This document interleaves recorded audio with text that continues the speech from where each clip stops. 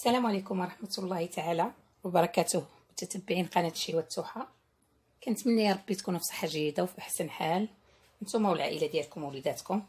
اليوم إن شاء الله غنجيب لكم صابلي جديد، طريقة زوينة ديال العقيقة أو الزيادة. هادو هما التصيورات اللي كيجيو وسط الصابلي، كيتقطعوا وحيدة وحيدة بياسة بياسة على هاد الشكل هذا. كنقطعوهم هكا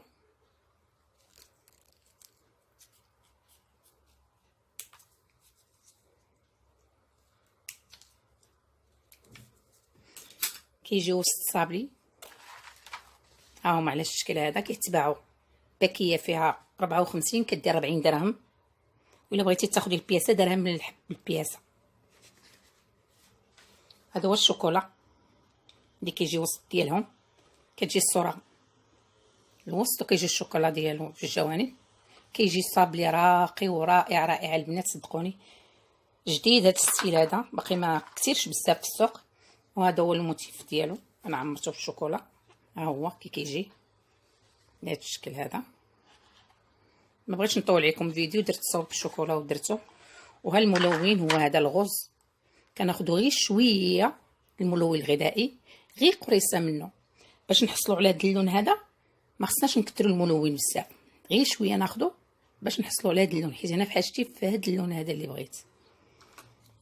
نكملوا المكونات.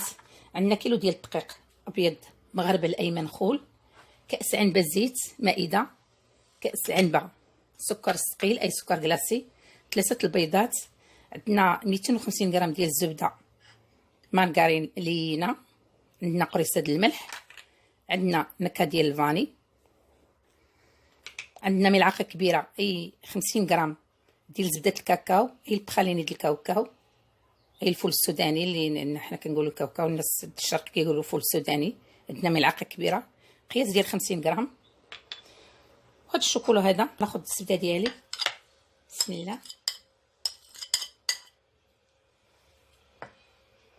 غنضيف على كاس ديال العنبه سكر كلاصي اي سكر ثقيل، بسم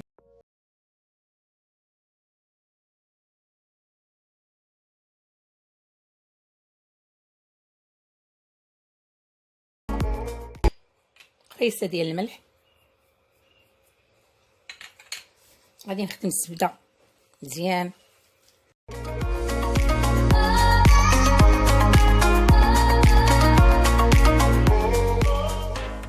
السنيده اللي بغى هاد الصابلي يجي شويه طيب وكيذوب في الفم كيدير سكر كلاصي، واللي بغى الصابلي ديالو يجي مقرمش يدير نص كلاصي ونص سنيده. نخدموها تعود نحصلوا على كريمه.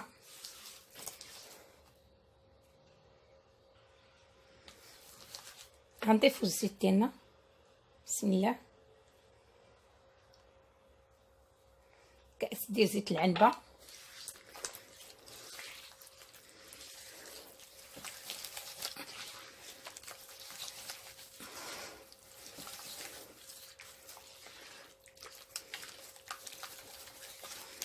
نخدموها مزيان تنحصلوا على كريمه ديالنا اللي بغينا، ونضيفوا البيض ان شاء الله.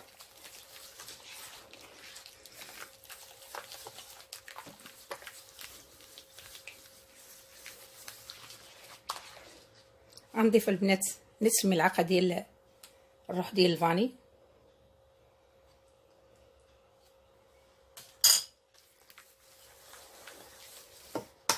والبيض، بسم الله.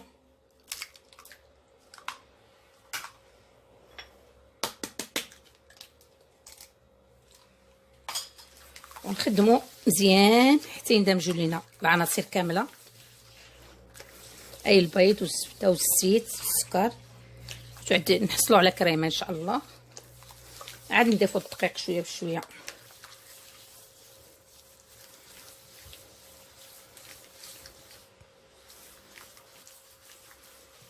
نسيت زبده الكاكاو ديالنا نضيفوها حتى هي.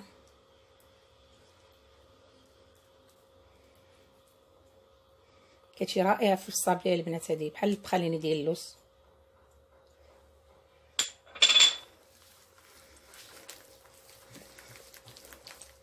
نحكوها مزيان حتى تندمج مع الخليط باش ميبقاوش عندنا دوك الحبيبات ديالها كلشي يود قاد.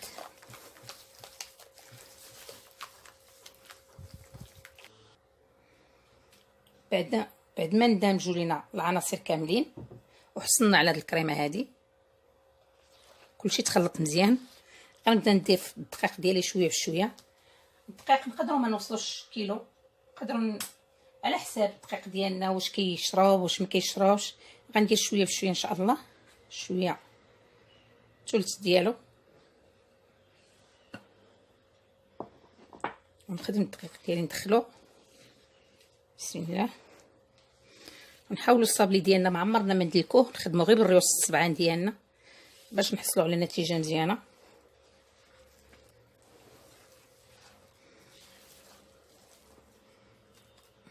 نضيف الدقيق. بسم الله. غنضيف الدقيق ديالي شويه بشويه حتى نحصل على القوام اللي بغيت.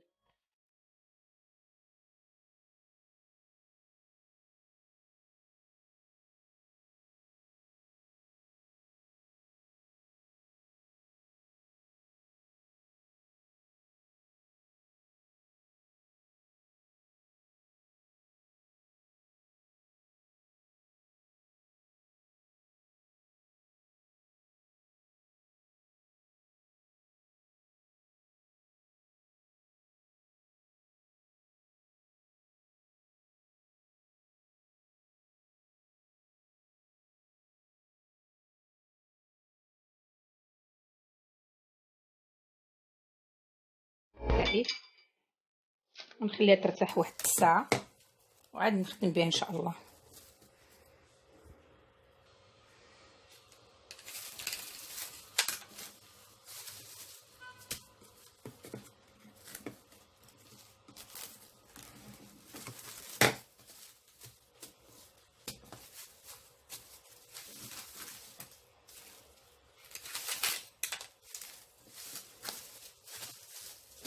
نجمع العجينه ديالي في بلاستيك الغذائي على هذا الشكل ونخليها ترتاح واحد الساعه عاد نخدم بها ان شاء الله.